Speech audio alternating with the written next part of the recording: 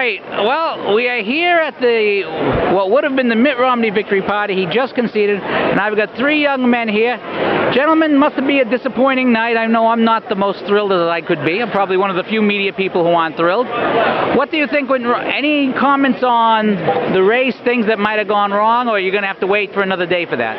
Well, I think the main issue here was the auto bailout. But in 4 years, those won't be an issue, and I think that we'll be able to run our conservative values as they are and win.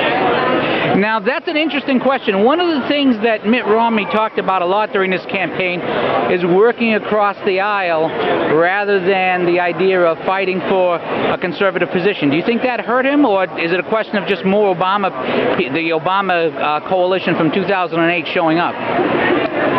Or is it too early to tell? It's a question I can't really answer. I think the Republican base has in fact shifted to the right over the last 2 years, and I think there's been less of a tolerance for bipartisanship. But I hope that with the second Obama term, the fact that there is no election in 4 years where he's going to be on the ticket, that maybe they can work together and get some things done. I think that by and large Americans want compromise. That's why the approval rating in Congress is only 9% last time I checked. So I think Americans are hungry for it, but it's possible that, in trying to win the election, that the enthusiasm wasn't as high on the Republican side because they want someone who maybe is a bit more conservative and a bit less moderate. Now, the Republicans remained in the House, and retained control, so regardless of the percentage rating that is given overall, apparently America likes its Republicans who are in the House. So what does that mean for the GOP? I think what was an interesting storyline that happened was that there are 30 governors now who are Republican, and about the same proportion that are actually in the House that remain Republican as well. I think there was just a unique split in that people actually didn't vote straight down party lines.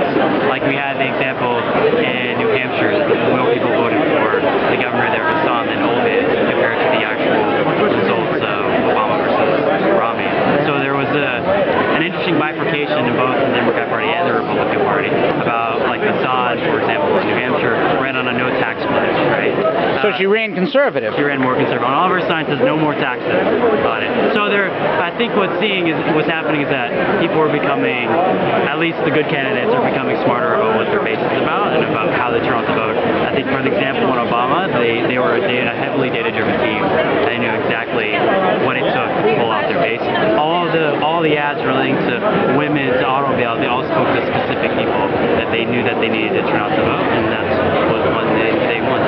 Okay, any thoughts and you hate to do this, well, technically it's the day after the election, so any thoughts 2016, who you'd be backing? I have no idea. Yeah. Who would you like to see? Who would I like to see? Who would you like to see running? I would just simply characterize it in the sense of someone who believes in the greatness of the country, someone who can join us together.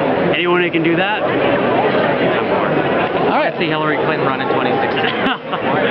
Well, I don't think you'll be disappointed by that score. Although Benghazi is still going to be a lot of fun. That's not going to go away. Yeah. Well, thank you, gentlemen, very much for your time. Yeah. Thank you.